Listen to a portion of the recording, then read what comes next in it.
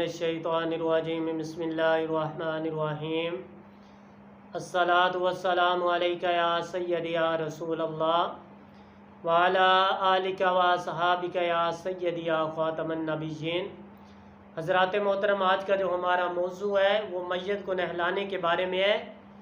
कि जो बंदा मैयत को नहलाता है उसकी फजीलत, मर्तबा और मकाम क्या है। हज़रत मौलाए कायनात सय्यदना अली अल-मुर्तज़ा करमल्ला वजहुल करीम से रवायत है कि नबी करीम सल्लल्लाहु ताला अलैहि वालैहि वसल्लम ने इरशाद फरमाए कि जो बंदा मैयत को नहलाए, फिर क्या करे, कफन पहनाए, खुशबू लगाए, जनाजा उठाए, नमाज पढ़े और जो नाकस बात उसके अंदर देखे, तो नबी करीम सल्लल्लाहु ताला अलैहि वसल्लम ने फरमाया कि जब बंदा मैयत को नहलाता है, अच्छे तरीके के साथ नहलाता है, नहलाते वक्त अगर उसके अंदर कोई ऐसा ऐब देखता है कि जो उस बंदे ने सारी ज़िंदगी लोगों के सामने ज़ाहिर नहीं किया, उसको छुपाता रहा है, उसका अगर उसके अंदर कोई ऐसी ऐब देखी, मसलन उसका चेहरा जो है स्याह हो जाता है या उसके जिस्म से ऐसी बदबू आती है, तो नबी करीम सल्लल्लाहु ताला अलैहि वसल्लम ने फरमाया कि उस बंदे को छुपाए, नहलाने के बाद उसको कफन पहनाए, फिर खुशबू लगाए, उसका नमाज जनाजा अदा करे, उसके मैयत के साथ चले, उसके तदफीन करे। और अगर उसके अंदर कोई ऐसा ऐब देखा तो उसको छुपाता है, तो नबी करीम सल्लल्लाहु ताला अलैहि वसल्लम ने फरमाया कि वो बंदा गुनाहों से इस तरह पाक हो जाता है जिस तरह आज ही माँ के पेट से उसने जन्म लिया। तो आप अंदाज़ा करें कि मैयत को नहलाने की कितनी फजीलत, कितना मर्तबा और मकाम है कि बंदा जब मैयत को नहलाता है, उसके अंदर ऐब देखे, ऐब को छुपाता है, तो अल्लाह तबारक ताला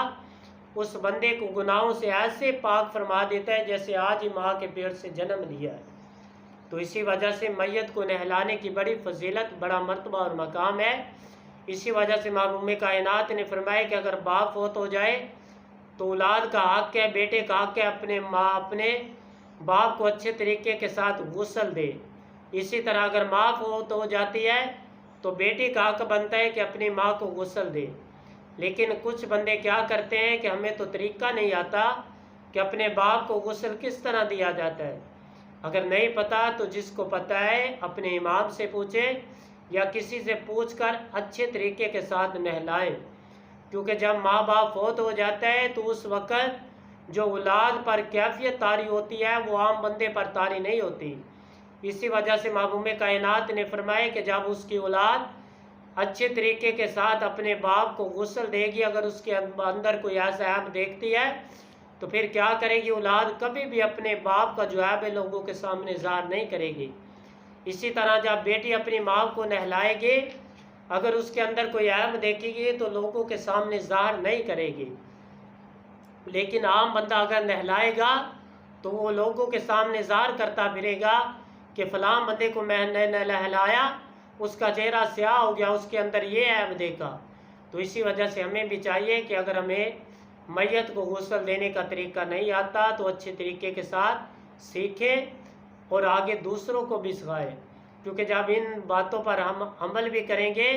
मैयत को नहलाएंगे, तो मामूम कायनात ने फरमाया कि अल्लाह तबारक ताला उस बंदे को गुनाहों से ऐसे पाक कर देता है जैसे आज ही माँ के पेट से उसने जन्म लिया है। तो आखिर में यही दुआ है कि अल्लाह खालिक़े कायनात हमें इन चीज़ों पर अमल करने की तौफ़ीक़ अता फ़रमाए। व मा अलैना इल्लल बलाग़ुल मुबीन।